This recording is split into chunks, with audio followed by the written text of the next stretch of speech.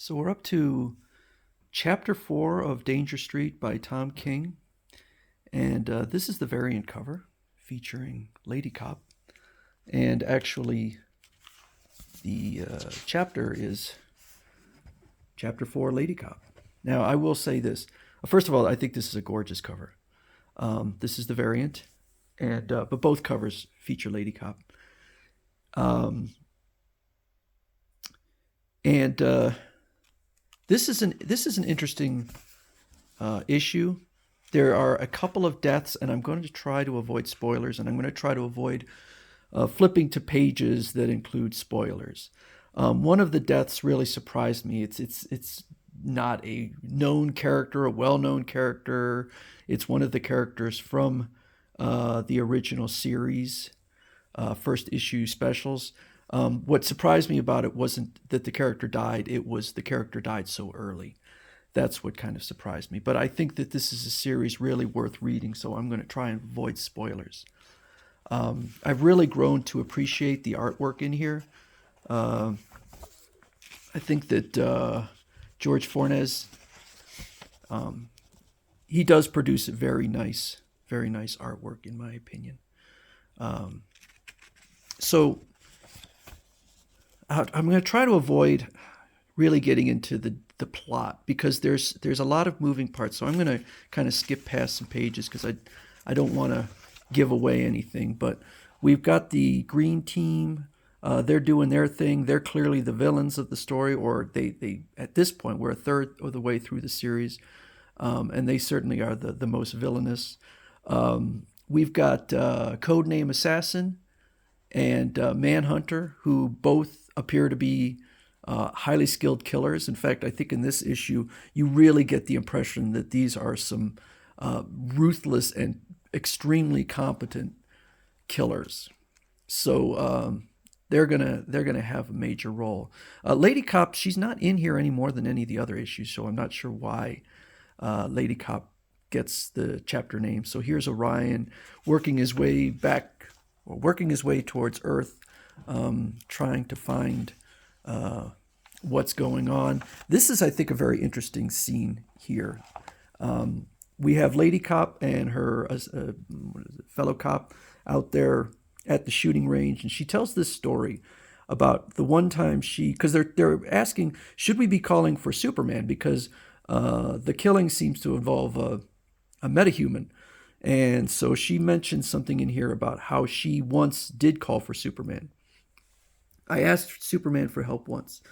And so he asks her, what was the situation? She says, I was under a bed. I called his name. So she just apparently said, Superman. I wasn't too loud. Maybe he didn't hear me, but I think he hears everything.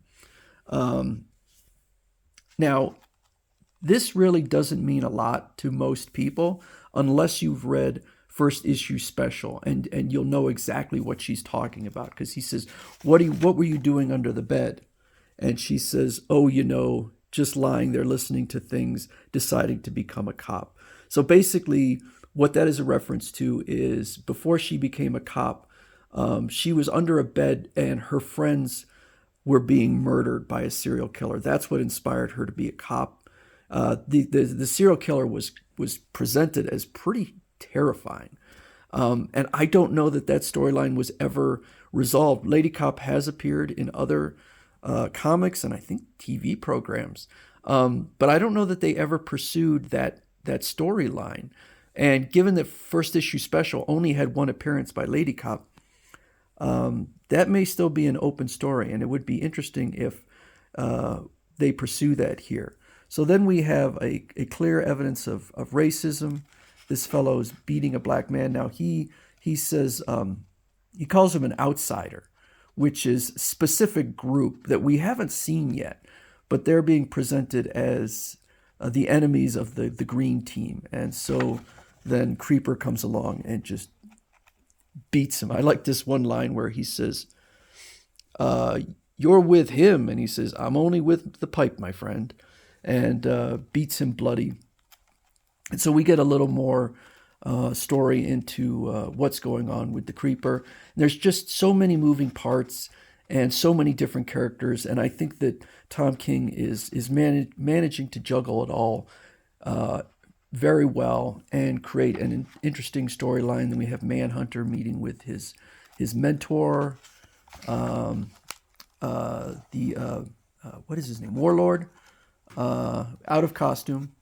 They're still, he and Starman are still trying to resurrect one of the dingbats of Danger Street. So they're literally going out to his grave to try and resurrect him.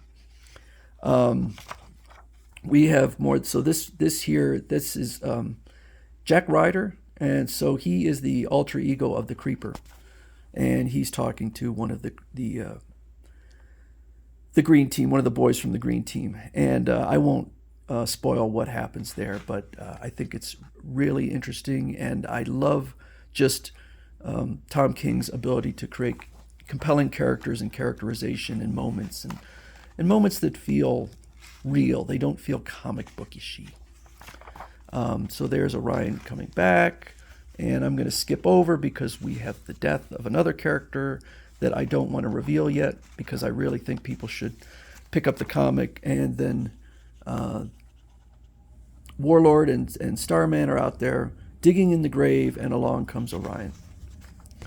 And I get a little bit more with one of the dingbats who says that he saw Starman, and they want to kill Starman for killing their friend. So I'm really impressed with this. This is the only series that I'm currently purchasing right now. I'm really kind of tired of comic books. DC was the only one I'm collecting, and I feel like it's at a low point.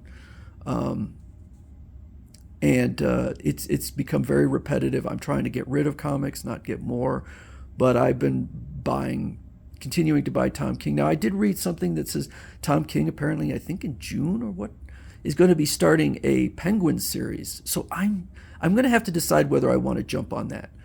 Because as much as I'm a fan of Tom King, I really like his 12-issue series, and I'm not sure I want to get into a full series if it's in continuity. Now, I don't know, but I'd read that Penguin had died, so I'm not sure what this is supposed to be. But there was another series that it has Tom King's name attached to it, and either a series or maybe just a one-issue deal that's going on. But, there's so many writers at DC, and I'm just not that interested right now. I think that, but I mean, I believe that there's always been this, but I think that there's a lot of probably publisher or kind of influence from DC directing what the writers get involved with, and how they manage their stories and interaction between characters and usage of characters. And it gets boring. Tom King is allowed to kind of do his own thing. I don't think these are in continuity. I think he's just telling stories, and I really like that. But anyway, that's Danger Street #4. I recommend the series, and you can go pick it up now.